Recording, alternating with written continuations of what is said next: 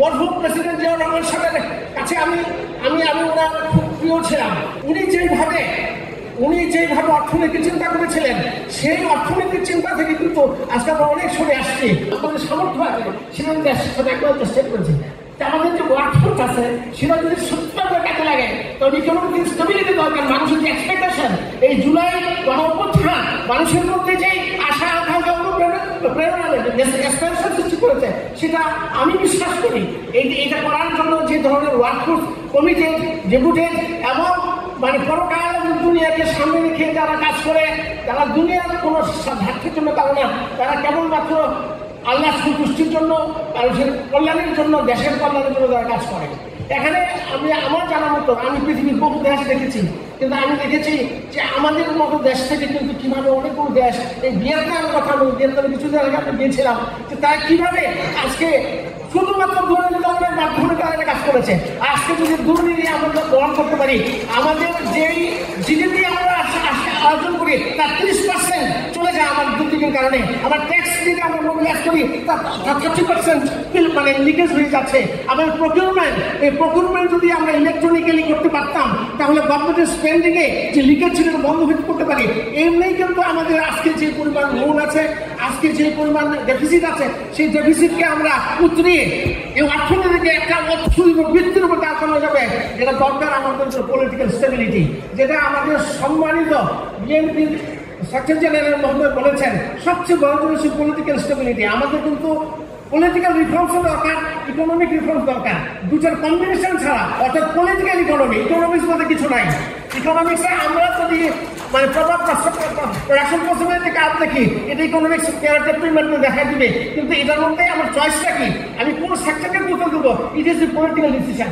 সেই political decision ছাড়া আমার পক্ষে সিদ্ধান্ত গ্রহণটা করবে পলিটিক্যাল লিডার যারা আছে, যাদেরকে নমিনেট করবে, শুধু পলিটিক্যাল লিডার হলে না, জনগণের ম্যান্ডেট পাওয়া এবং জনগণ অন্তরের অন্তঃস্থল থেকে তাদেরকে সাপোর্ট করবে, যাদেরকে যুক্ত মনে করবে, তাদেরকে যদি পার্লামেন্টে বসাতে পারে এবং সেখানে সেই ধরনের আইন হয় এবং সেই ধরনের এডুকেশন কি হবে, কোন সেক্টর কি এডুকেশন হবে, কোন ধরনের শিক্ষা ব্যবস্থা হবে, আজকে যে শিক্ষা, এই শিক্ষাকে যদি পরিবর্তন করতে না পারি, তাহলে এই জাতি পিছিয়ে পড়ে থাকবে।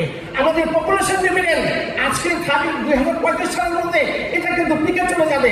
তারপরে কিন্তু যারা সারপ্লাস লেবার ফোর্স আছে তারা কিন্তু বার্ডেনে পরিণত হবে। কিন্তু এই জাতির কাছে আমাদের সবচেয়ে অঙ্গীকার হওয়া দরকার, এই পপুলেশন ডিভিডেন্ডকে আমরা কত দ্রুত কাজে লাগাতে পারি।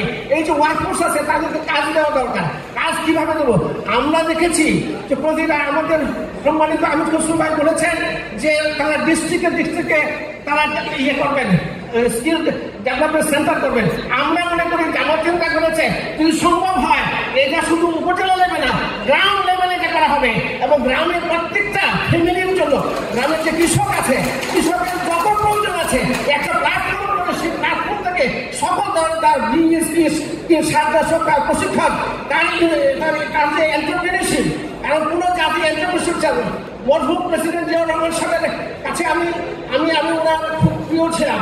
তা আমি এই কথা আজকে বলছি, যখন জায়গা দেওয়া হয় তখন আমি তখন ঢাকা মহাসিন হলের ছাত্র, আমি ওনার পিছনে দাঁড়িয়ে, আমার এখন ছবি আছে, উনি বসে আছেন, আমি গানের কাছে দাঁড়িয়ে আছি। উনি যেভাবে অর্থনীতি চিন্তা করেছিলেন, সেই অর্থনীতির চিন্তা থেকে কিন্তু আজকে আমরা অনেক সরে আসছি। উনি সকলকে নিয়ে এই দেশের যারা সত্যিকার অর্থে দেশপ্রেমিক, তাদেরকে অর্গানাইজ করে সকল দল নির্বিশেষে তারা কিন্তু দেশকে চালিয়েছেন। আমি মনে করি জামাত ইসলামী আজ কমিটি, যে জামাত ইসলামী এইভাবে বিশ্বাস করে যে এটা একার পক্ষে, দেশ হচ্ছে সকলের, এটা কোনো দলের না।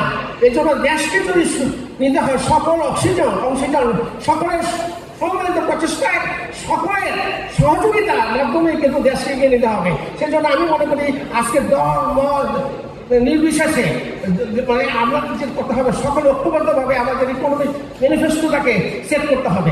এই ইকোনমিক ম্যানিফেস্টো সেট করার মাধ্যমে সেটা সঠিক বাস্তবায়নের জন্য কমিটেড ওয়ার্কফোর্স দিয়ে যে ওয়ার্কফোর্স যারা আছে, এবং আমি মনে করি এখানে দেশটা স্টেবিলিটি দরকার, এবং আমাদের স্টেবিলিটি এবং ঐক্য থাকে, ঐক্যবদ্ধ যদি প্রচেষ্টা যদি আমরা সামনে এগিয়ে যেতে পারি, ইনশাআল্লাহ এই অর্থনীতি আমাদের আজকে আমরা এখন হতে পারবো না।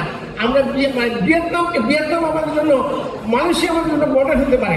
মালয়েশিয়া আমি দেখেছি, মালয়েশিয়া আজকে 62 সালের মালয়েশিয়া, যে মালয়েশিয়া থেকে লোক আমাদের এই দেশে পড়তে আসতো, আর আজকে কিন্তু আমেরিকা থেকে মালয়েশিয়া লোক পড়তে আসে। মালয়েশিয়া কিন্তু আমার কাছে একটা মডেল হয়ে দাঁড়িয়েছে।